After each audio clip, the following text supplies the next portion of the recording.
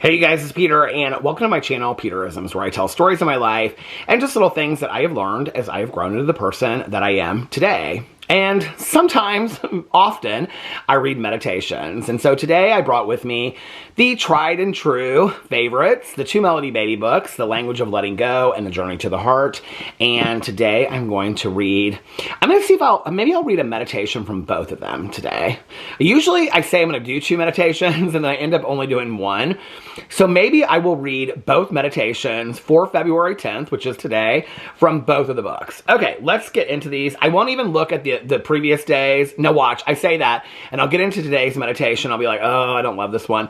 Okay, let's go in here and see what The Language of Letting Go has to say to us today, February 10th. Are you ready? All right, let's hope it's a good one. Whew. Now I'm worried that I said that I haven't looked to see what the meditation is for today. Oh, okay, February 10th, Letting Go of Sadness. Let's get right into this and see what it has to say.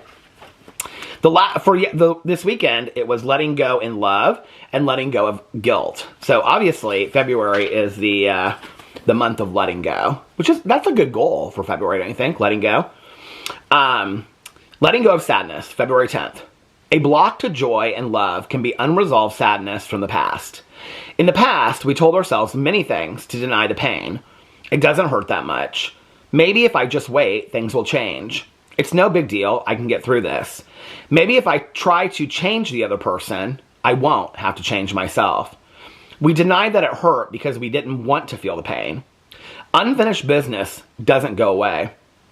It keeps repeating itself until it gets our attention, until we feel it, deal with it, and heal. That's one lesson we are learning in recovery from codependency and adult children issues. Many of us didn't have the tools, support, or safety we needed to acknowledge and accept pain in our past. It's okay. We are safe now.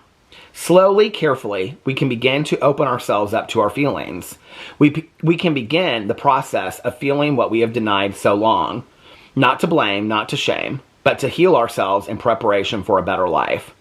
It's okay to cry when we need to cry and feel the sadness many of us have stored within for so long. We can feel and release these feelings. Grief is a cleansing process. It's an acceptance process. It moves us from our past into today and into a better future. A future free of sabotaging behaviors. A future that holds more options than our past. God, as I move through this day, let me be open to my feelings. Today, help me know that I don't have to either force or repress the healing available to me in recovery. Help me trust that if I am open and available, the healing will happen naturally in a manageable way. I think this is such an interesting meditation, and I really, really like it. And I think that it kind of specifically defines what I mean when I talk about moving through the pain. And so when I talk about grief, and grief from anything, whether that's loss of a loved one or a pet, to loss of a job or moving or loss of a friendship or a romantic relationship, grief can come in many different forms. Grief can come from just change and grieving how things used to be. But I talk a lot about, I specifically relate it to like when my mom passed away, and people would say things like, it's time to move on, it's time to move on. And I didn't really know how to do that. I didn't know what that looked like, If somebody could have shown me what that looked like, then maybe I could have done it. And I remember that I had called and talked to a friend of mine whose son had passed away. And I said to her, people keep on telling me to move on. I don't really know what that means. I don't know how to do it. After my mom passed away, I was rather numb for a really long time. It wasn't until I started coming back to the rooms of recovery that I really started dealing with my grief.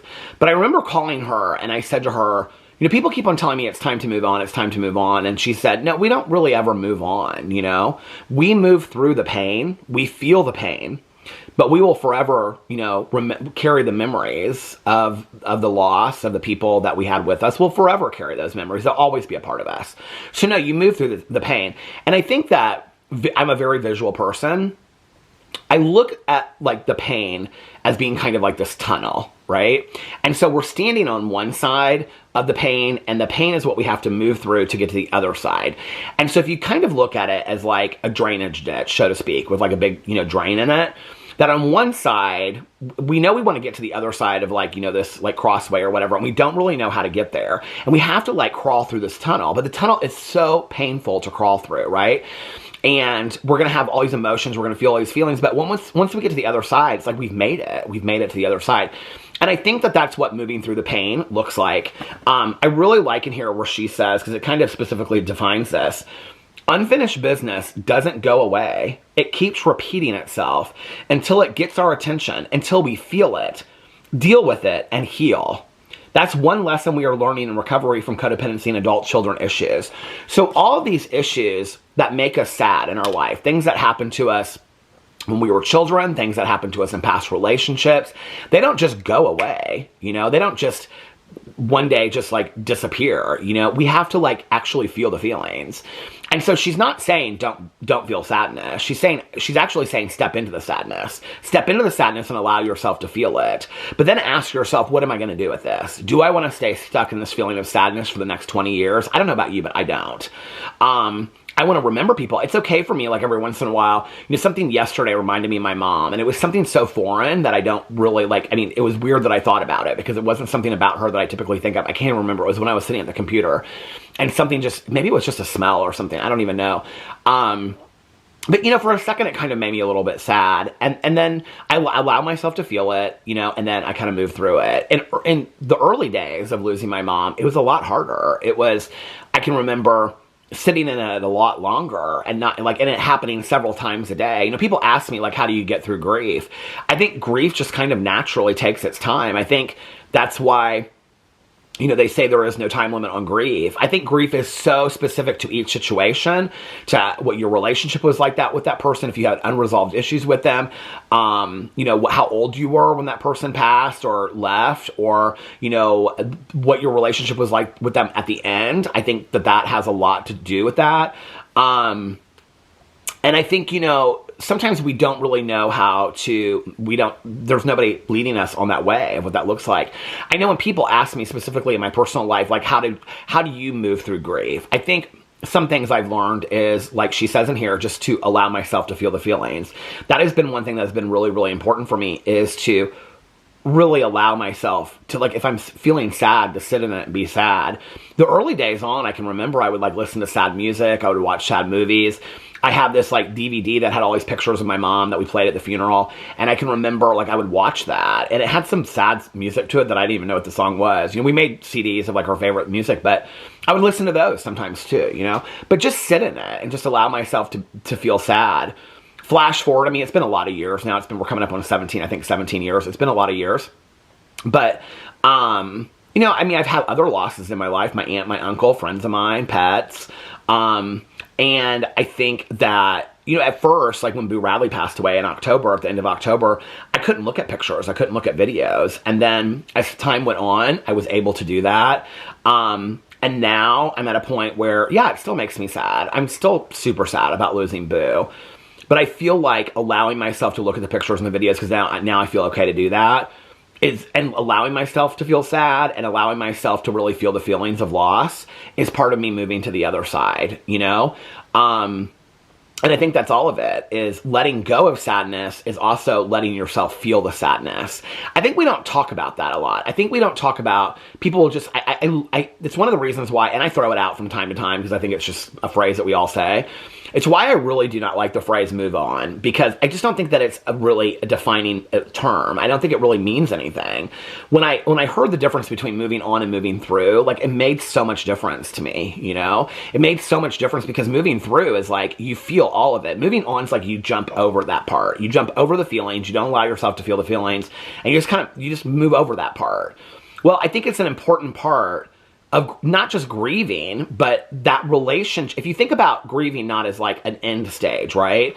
But if you think about your relationship that you had with whoever you lost, a relationship or a parent or a child or a dog or a cat or a job or a town that you left, or even like ending school and things like that, I think that one of the things that we, you know, any change in our life that we're grieving, you know, the end of a period of your life that maybe you're grieving, I think that one of the things that we don't talk about is that that end part of it is part of the relationship, you know? It is part of the relationship.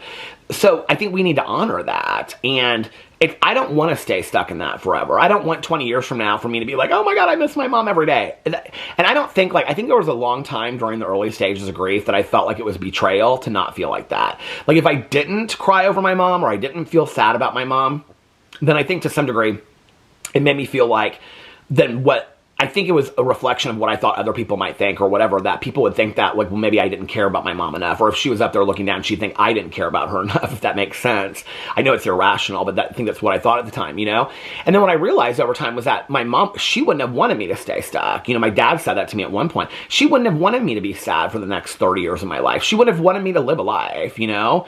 I mean, my mom spent a lot of her life wanting me to do things to make me have a good life. I think also when we get out of relationships, it's like it's really hard to move through the pain and feel the pain.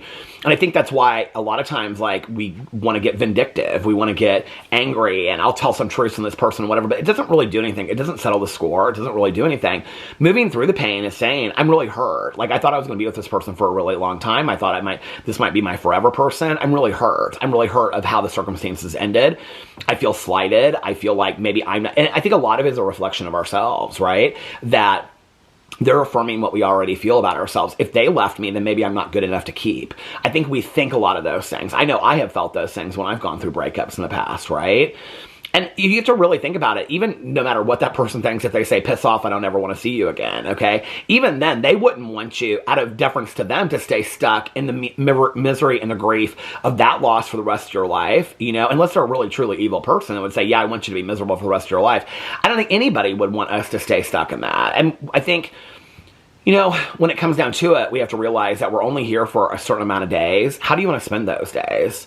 You know, I do want to feel sad when it's appropriate. I do want to feel angry when it's appropriate, but it's not about feeling those feelings, and that, you know, it's not like people say, like, oh, you're too angry or too sad. It's okay. Maybe I need to be too angry in a moment. Maybe I need to be really sad in a moment. I just don't want to stay stuck there. That's my fear, is staying stuck in a feeling and not being able to get out of it. I've known people in my life that were unable to get out of resentment, anger, or fear and sadness. I don't want to be that person, you know?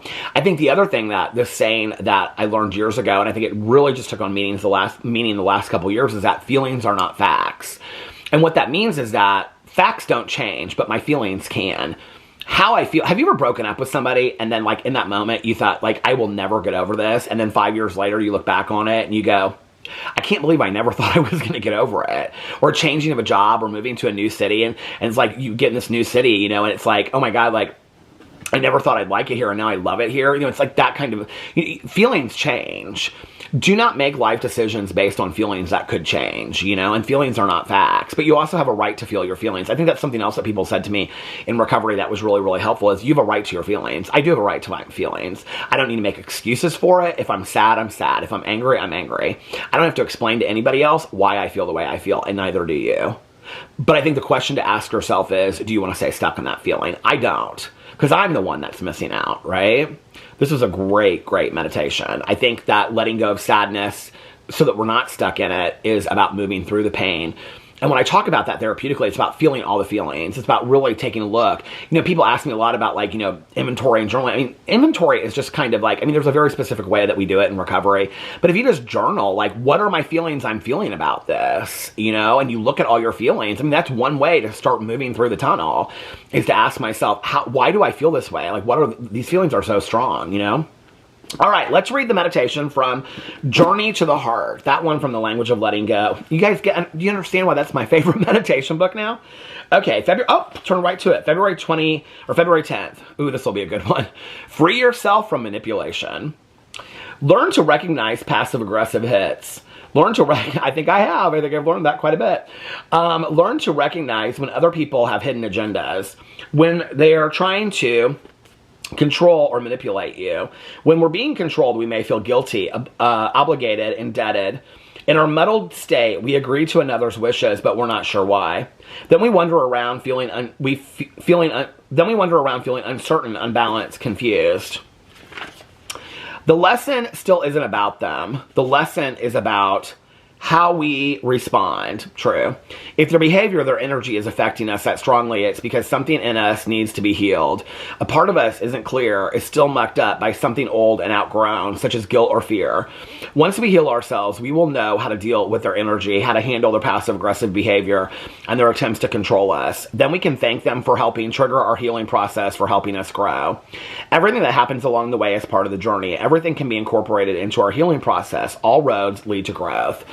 So there's this saying that I saw on Instagram that I love this year, and it was like, this is my response to people that want to argue with me this year. You're right.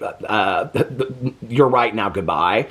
I don't really entertain highly manipulative, controlling people. I just don't. If I see it, I've also learned this, I don't wait for 20 flags, 20 red flags, 2 or 3, I'm out. Like, I don't need that many people in my life. The people that I have in my life are people that have been there for a very long time. They're not manipulative, they're not controlling, they're not deceitful, they're not, all those kinds of things. I'm not willing to stay in situations anymore that are unhealthy for me, and neither should anybody else. Like I said, we have very limited time on this earth. It's interesting to me because I think that we always have these catchphrase terms that we use, like narcissism is like a huge one right now, right? Like everybody wants to tell you about their narcissist that they have in their life, which I'm not saying that people don't have narcissists. And I think this will be a very unpopular opinion when I say this, okay? But I think that we all probably do have narcissists in our life. But have you ever like gone out to dinner with somebody and they're like, they want to talk to you about their ex for like the 15th time, and like it's been 3 years, and they want to tell you about like, oh my God, and like, I didn't even know it at the time, and I was like dating this narcissist and blah, blah, blah, and they go on and on and on. And I'm like, I'm probably different in situations like that than people probably assume online. Like, in those situations, it's just like, oh, really? Oh, okay. Like, unless somebody asks me for suggestions or advice, I don't really give them. But I feel like I've had a couple people in my life that have wanted to tell me about all the narcissists in their life. And I think the question in the back of my head, and this is just because I do a lot of self-reflection, when I'm wanting to it's not even a pointing the finger, 3 fingers pointing back at me thing. It's like when I'm pointing the finger, it's removing an opportunity for growth for me, okay? I think it is fine and natural to want to understand why people are the way they are in our lives. So let's, for example, say you were married to, raised by, or dated a narcissist, okay? I think that that is fully understandable that we would want to understand that behavior. And maybe even, like, not from a psychiatrist's point of view, but like, from our chair, diagnose that person and it would help us understand it a little bit more, right? But I feel like I've seen it online, and I feel like I see it a lot, is that so many people get stuck in this narcissist, and I'm just using this as one example, point of view, right? At some point, I think the question is not really so much about the fact that, if that person's not in your life anymore, and you used to date them 2 years ago, I don't understand necessarily, like, maybe it helps understand what I went through to explain that to somebody else. But for me, the question is, what can I do better going forward so that I can spot a narcissist quicker and that I can set boundaries and limits with them so that I don't get manipulated that way? That would be the question that I would ask myself in that situation.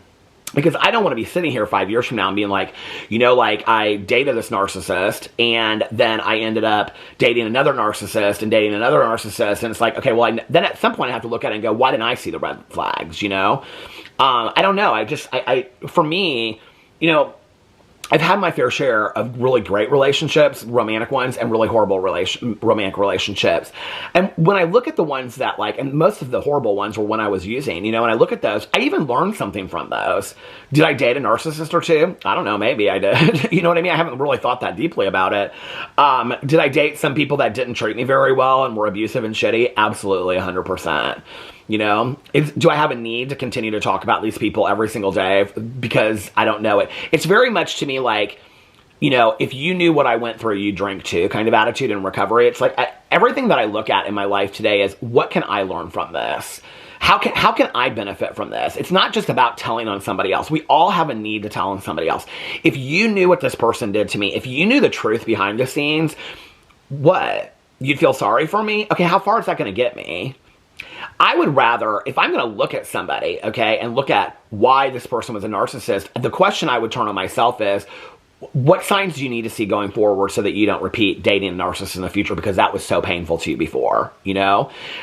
In what ways were you affected by dating a narcissist? What happened to you? What parts of myself did I give up that I didn't even realize I was giving up because I was being so belittled and manipulated and gaslit and things like that I didn't even see at the time? Like, how has it affected me today? And how do I heal from that?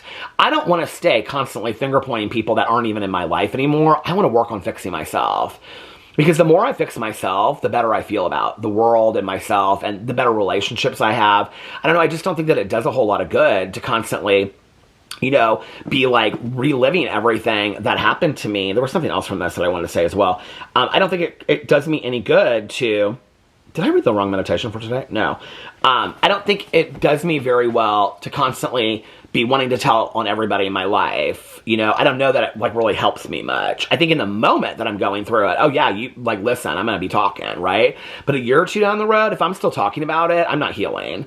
I'm not allowing myself to heal. And that's on me, nobody else. That's my shit. The manipulation part and freeing myself from manipulation, I don't know. I feel like I said, my circle is pretty small today. I can kind of see it coming a mile ahead. You know, years ago, I made it was like the last time that I did, you know, really deep inventory was the time that I was like, I'm letting go of some of these relationships. It's when you see something happen over and over and over and over again, and you continue to make excuses for it, at some point you have to ask yourself, am I being manipulated or am I allowing myself to be manipulated? And that's kind of what she's talking about in here. I'm not going to allow myself to continue to be manipulated, you know? I think there's a point that comes where you have to start standing up for yourself. And part of that is setting boundaries and limits, you know? It's hard because like whenever I do these videos, I get comments from people and they'll say, well, what if you have, you know, a husband or a wife and they're toxic, but they won't go to therapy with you?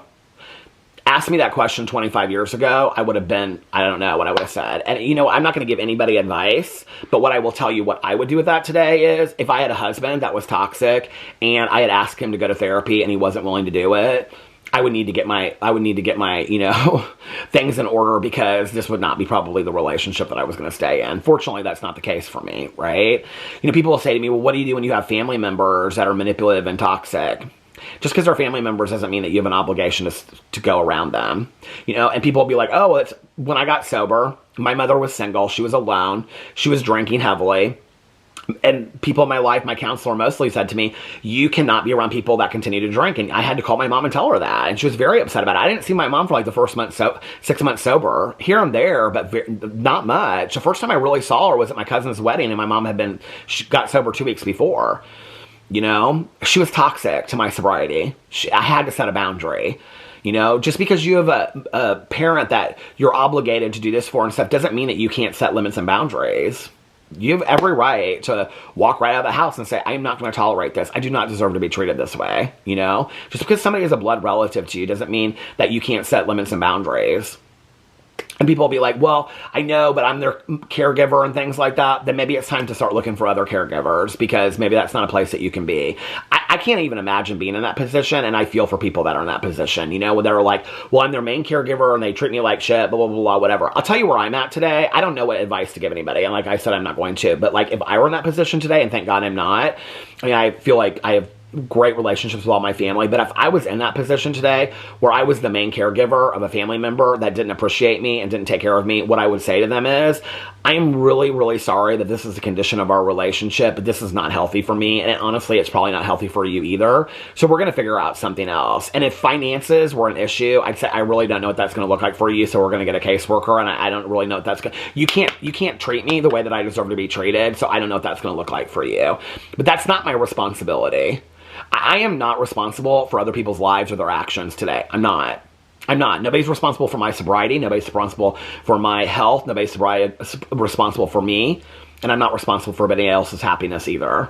You have to get to a point where your life, because this is the thing, right? Most people that, like, I've talked to that are in that position, they have husbands or wives, they have kids, they have other people depending on them, and that one person is taking all that attention from them. Well, you're losing all that. You're losing time, precious time with those people. Where are you putting your energy? That's my main question for 2025. Where am I putting my energy? I can tell you where I'm not putting my energy in is into miserable, negative, manipulative people. I'm not. And I don't even need to excuse it or explain it to anybody anymore. That's my choice going forward.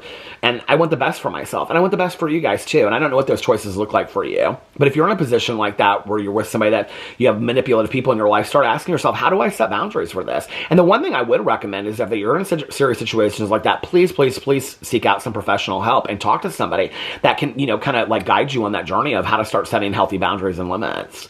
So anyway, let me know what you think in the comment section below. These are just my experiences. I love you guys, and I will see you tomorrow. Bye.